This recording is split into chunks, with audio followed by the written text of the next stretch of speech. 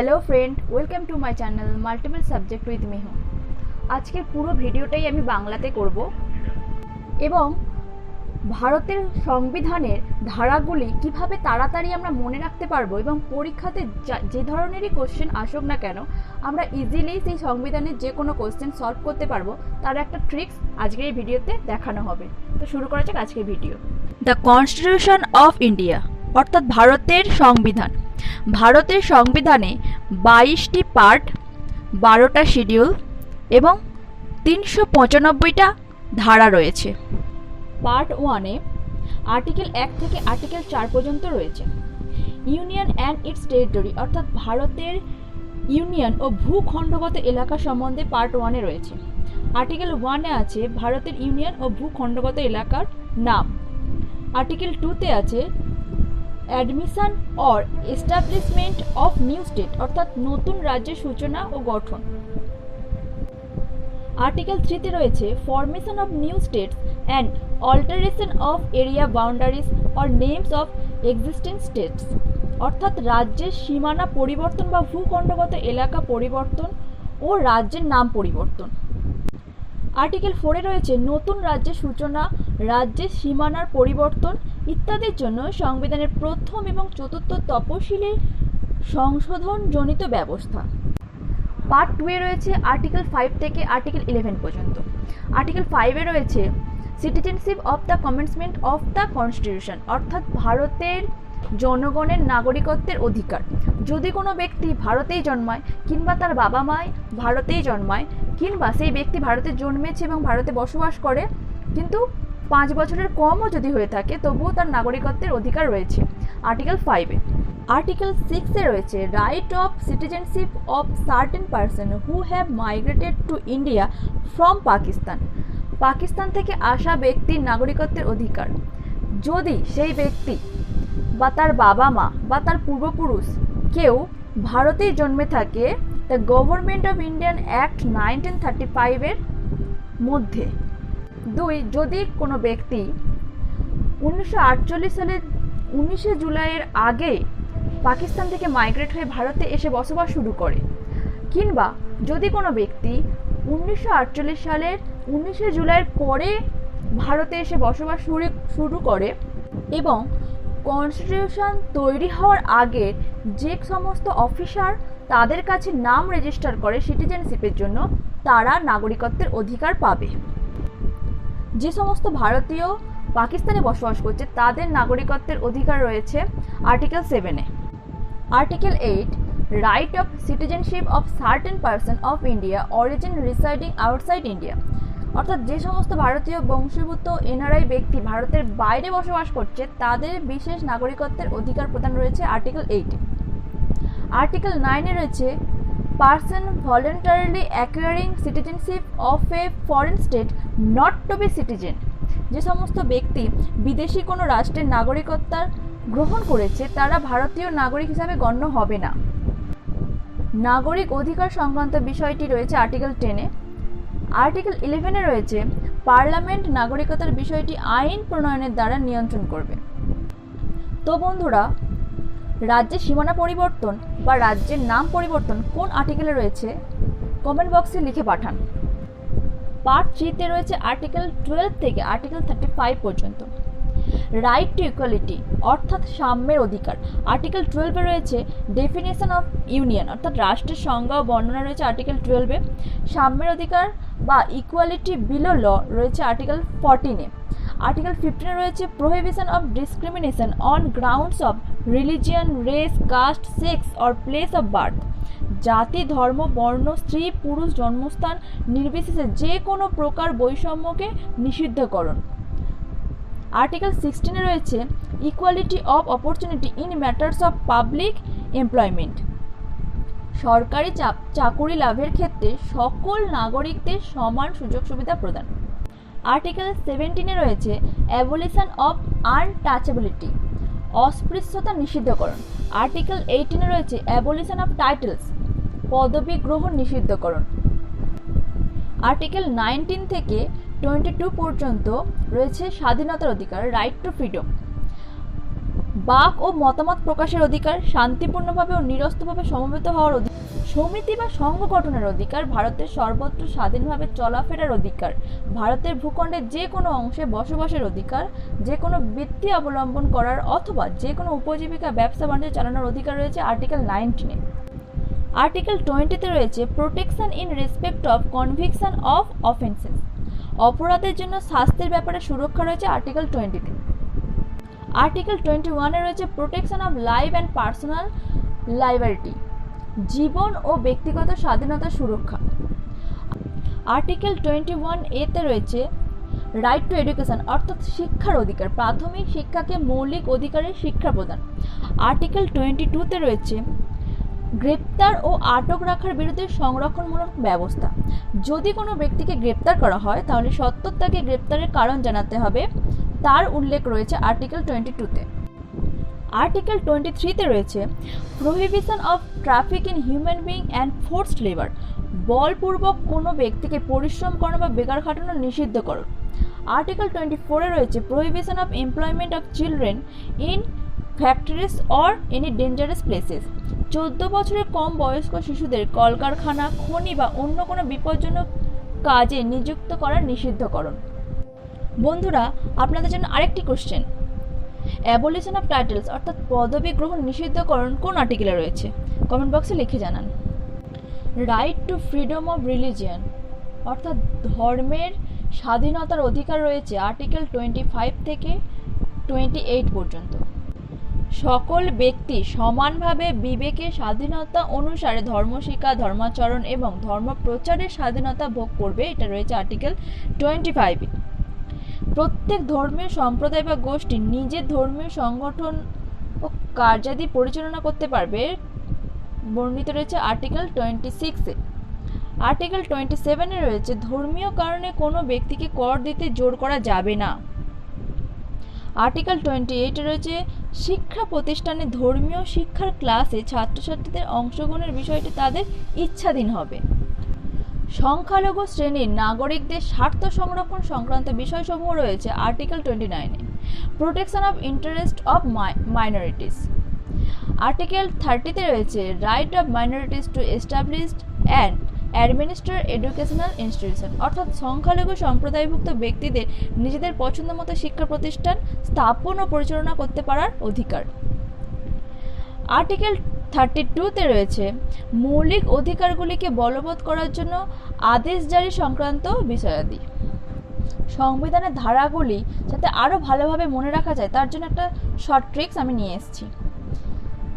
একদিকে প্রেসিডেন্ট এবং গভর্নর দুটোকে কম্পেয়ার করে আমরা সংবিধানের ধারাগুলি মনে রাখার চেষ্টা করব। পার্ট 5-এ রয়েছে 52 থেকে 151 আর্টিকেল পর্যন্ত।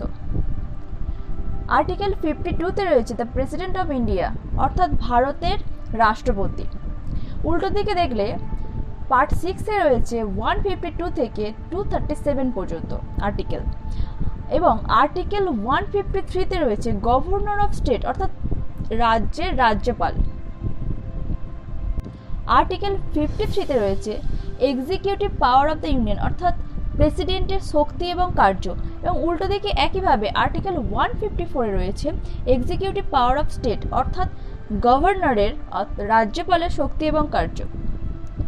আর্টিকেল 54-এ রয়েছে ইলেকশন অফ প্রেসিডেন্ট অর্থাৎ রাষ্ট্রপতির নির্বাচন।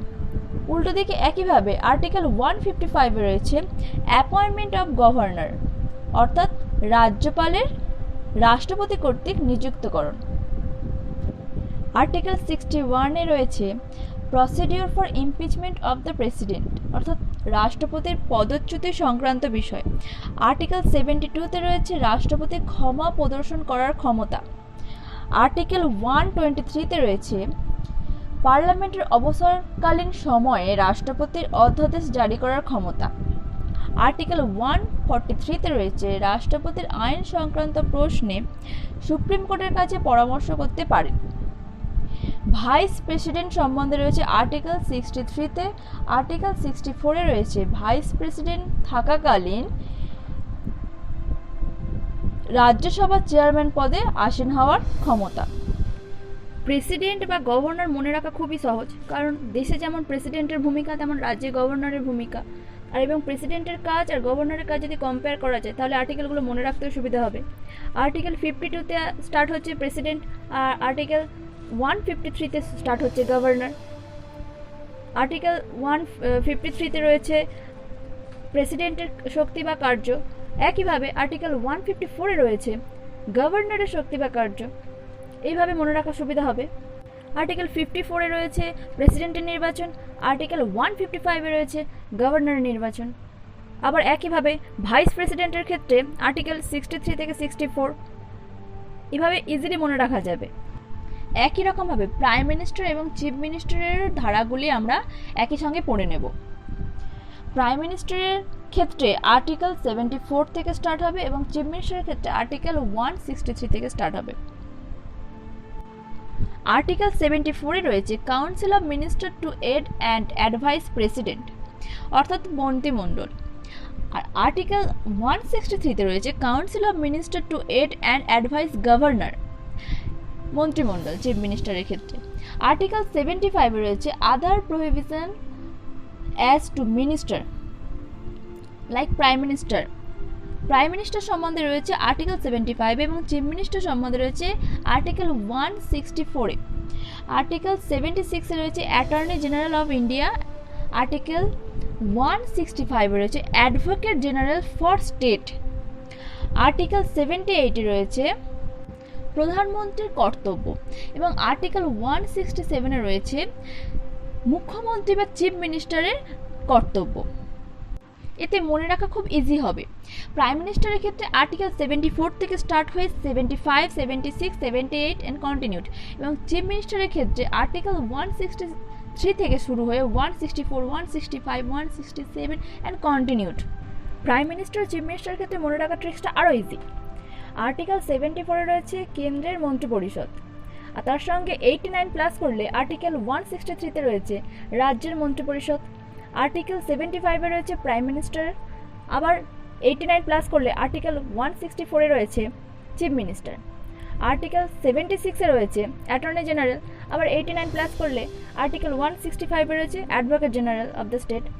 আর্টিকেল 78-এ রয়েছে প্রাইম মিনিস্টারের ডিউটি, আবার 89 প্লাস করলে আর্টিকেল 167-এ রয়েছে চিফ মিনিস্টারের ডিউটি। এবারে আমরা আসবো পার্লামেন্ট এবং রাজ্যের বিধানমণ্ডল।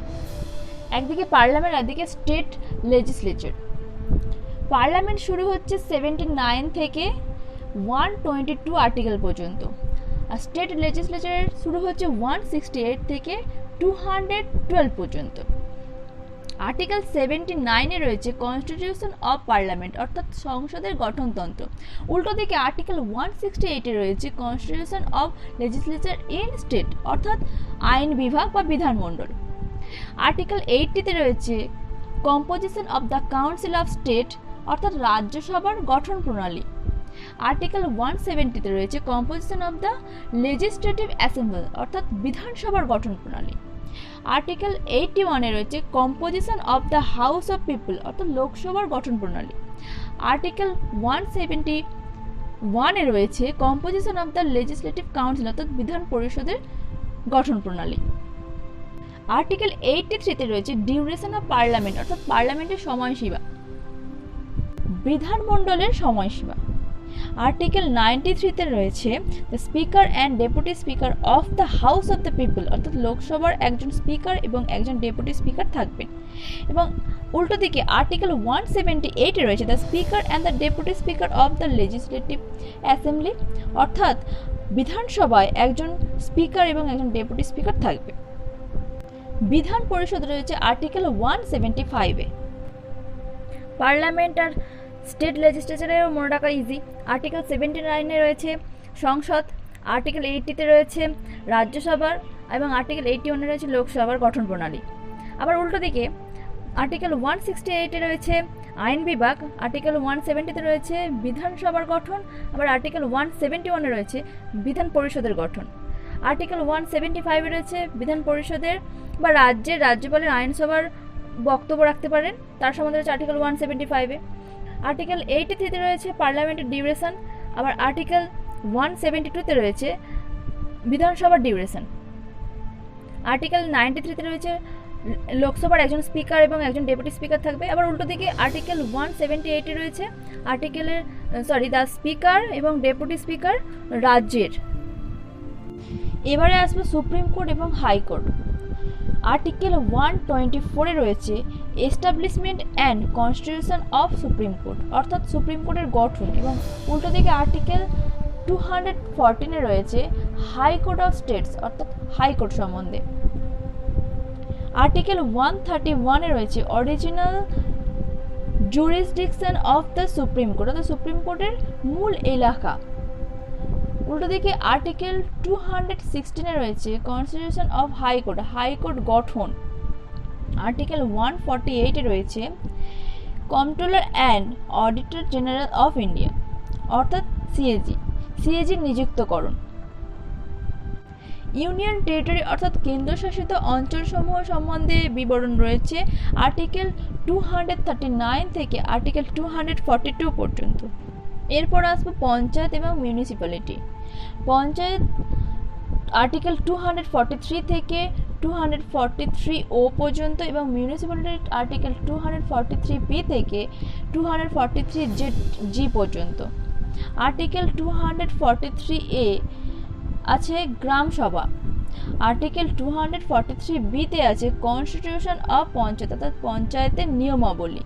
আর্টিকেল 243 কিউয়ে আছে কনস্টিটিউশন অফ মিউনিসিপ্যালিটি, অর্থাৎ পৌর ব্যবস্থা বা পৌরসভার নিয়মাবলী।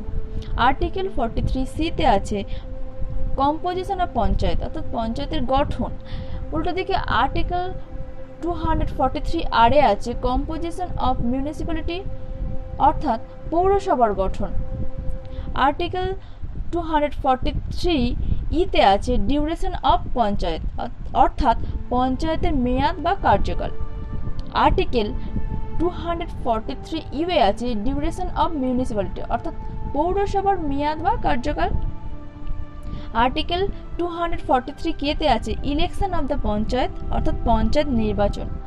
আর্টিকেল 243 জেড এতে আছে ইলেকশন অফ দ্য মিউনিসিপ্যালিটি, অর্থাৎ পৌরসভার নির্বাচন। আর্টিকেল 312 অল ইন্ডিয়া সার্ভিসেস, যেমন আইএফএস, আইপিএস, আইএএস, অখিল ভারতীয় সভা আর্টিকেল 312 আছে। আর্টিকেল 315 আছে public service commission for the union and for the state, অর্থাৎ দেশ এবং রাজ্যের পাবলিক সার্ভিস কমিশন সম্বন্ধে আছে আর্টিকেল 315 এ। আর্টিকেল 341 এ আছে শিডিউল কাস্ট সম্বন্ধে এবং আর্টিকেল 342 আছে শিডিউল টাইপ সম্বন্ধে। আর্টিকেল 342 এতে আছে socially and educationally backward classes, অর্থাৎ সামাজিক এবং শিক্ষামূলক দিক থেকে পিছিয়ে পড়া শ্রেণীদের সম্বন্ধে। আর্টিকেল 343 তে আছে official language of the union, দেশের অফিসিয়াল ল্যাঙ্গুয়েজ সম্বন্ধে আছে 343 তে, এবং আর্টিকেল 345 এ আছে official language of the state, রাজ্যের অফিসিয়াল ল্যাঙ্গুয়েজ সম্বন্ধে। ইংলিশ ভাষা সংযুক্তিকরণ আছে আর্টিকেল 348 এ। জরুরি অবস্থার ঘোষণা আছে 3টি আর্টিকেলে, article 352, article 356 and article 360। Article 352 তে আছে প্রোক্লেমেশন অফ এমার্জেন্সি, জাতীয় জরুরি অবস্থার ঘোষণা। আর্টিকেল 356 এ আছে prohibition in case of failure of constitutional machinery in state, রাজ্যে শাসনতান্ত্রিক অচলাবস্থার ঘোষণা বা রাষ্ট্রপতি শাসন আছে আর্টিকেল 356 এ। আর্টিকেল 360 তে আছে prohibition as to financial emergency, আর্থিক জরুরিকালীন অবস্থার ঘোষণা আছে আর্টিকেল 360 তে। Prohibition of employment of children, অর্থাৎ শিশু শ্রম নিষিদ্ধকরণ কোন আর্টিকেলে রয়েছে আপনারা কমেন্ট বক্সে লিখে জানান।